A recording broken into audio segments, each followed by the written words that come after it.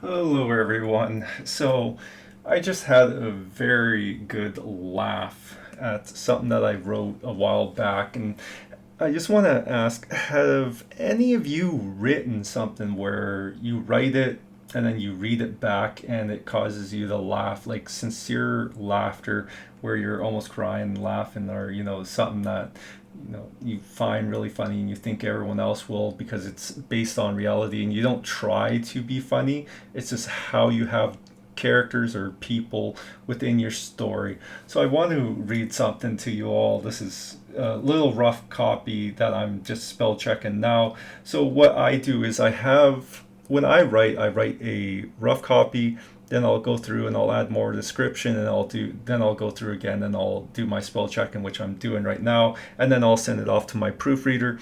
And so I normally send a few chapters at a time. So I'm on chapter 21 at the moment, and I'm just proofreading this. And I do this in Microsoft 365, and I'm not a professional writer by any means. I just like to write as a hobby when I can. I can't afford to just write all the time. I don't get paid for doing this. I don't get any money from doing this. I just do it because I like to do it. And that's another reason, this is kind of a hobby of mine and a passion of mine, is when you do it for free. And so I just want to go over kind of this little section here. So if you know the story Neon Tokyo, it's the one that I'm currently working on. I put it out chapter by chapter.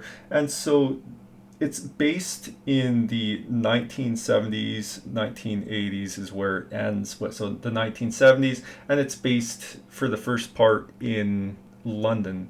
And if you know the old arcades, they're like malls. They're not like gaming arcades in America. They're old malls, and there are certain rules that used to apply.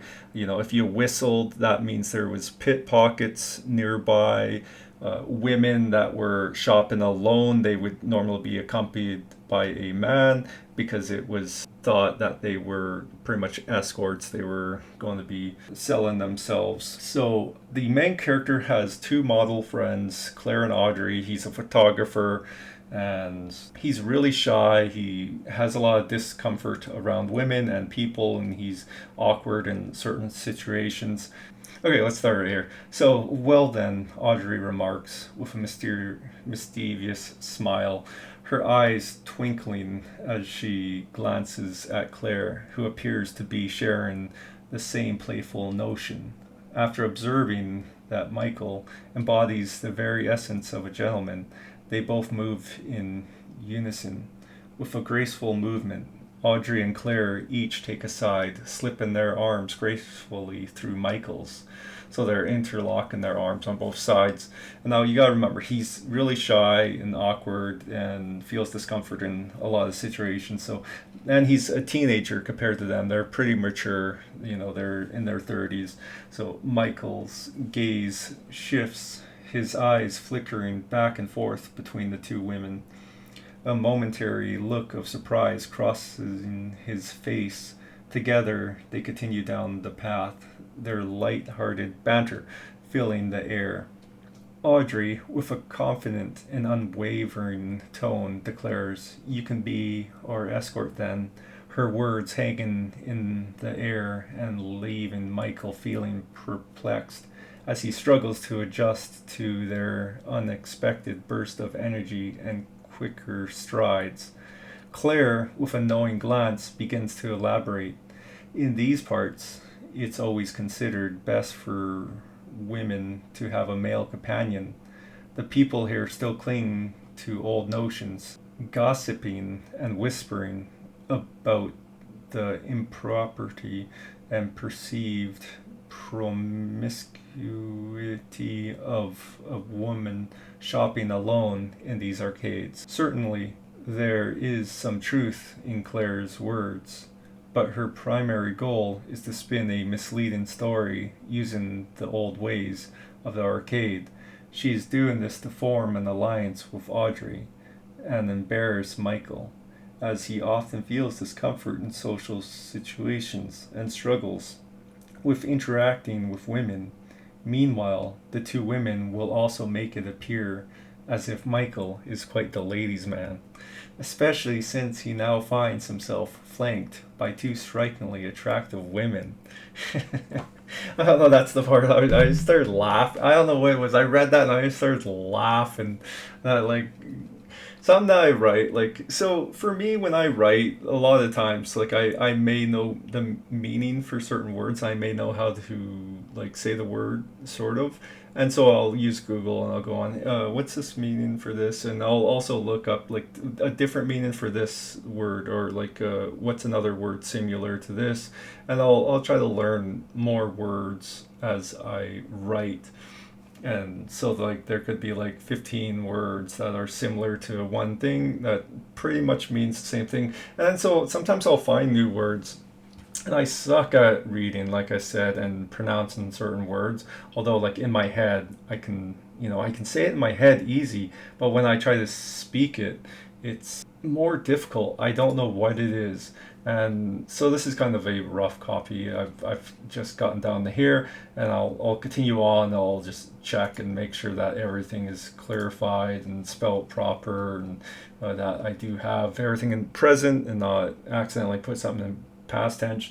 And so there's a lot when you write. I don't always use Microsoft 365. I only use it for the final before I send it off to my proofreader. I normally use, like, Microsoft Word or something, because if I go through and I do my rough copy and I'm trying to get ideas down and events and everything, I tend not to spell everything correctly right away, and I don't worry about errors, because I'll write like 18 pages in like one day, just sitting down, or like 30 in 2 days or whatever, trying to get ideas, events, and everything down, and characters and backgrounds and everything. And then I'll go through and I'll connect the dots. And sometimes I won't know how it starts, but I'll know how, like, the middle and the end goes, or the ending is, and then some events in between leading up to it. And I'll go off of that. So then I'll start writing the book how I want. And I write actually quite a bit of different books. I have like 18 books that I'm working on. And so for Neon Tokyo, I release chapter by chapter. And so there's a lot of stuff to know when you write. I actually want to do like a whole bunch of talking about, like, when to use flashbacks, how to actually start when you go, like, with flashbacks, how do you set it all up, and when not to use flashbacks, and all sorts of stuff. Like the Saw movies did a really good job with flashbacks, because you have to get the reader or the viewer of the movie asking a lot of questions. The more questions you can get them to ask, the better it's going to be for the flashback. If they don't got any questions and you start doing flashbacks and stuff, it's like, why are we doing flashbacks? What's going on, and stuff like that. So yeah, there's a whole bunch of stuff that I want to talk about with writing, and my experience as a indie writer, and writing for, like, all this different stuff, like video games, doing scripts, and doing novels and stuff. And there's other stuff, like, how many pages does my book have? Like, I've read a lot of comments that people post on other people's novels and stuff, like, how many pages did I have on my novel? And it's like, you have as many as you need, as the novel demands it for. You don't just plan out how many pages your book's going to be. Yeah, so I could actually do like a Q&A too, from stuff that I've read for comments, and then post that. But I just like when I go back, because I'm on chapter 25 at the moment. I'm spell checking 4 chapters, and then I'm going to send it off to my proofreader. And just when I read stuff that I wrote, and I just start laughing, it's like, I feel like I have something good there. Anyways, thanks for watching. I'll see you all next time.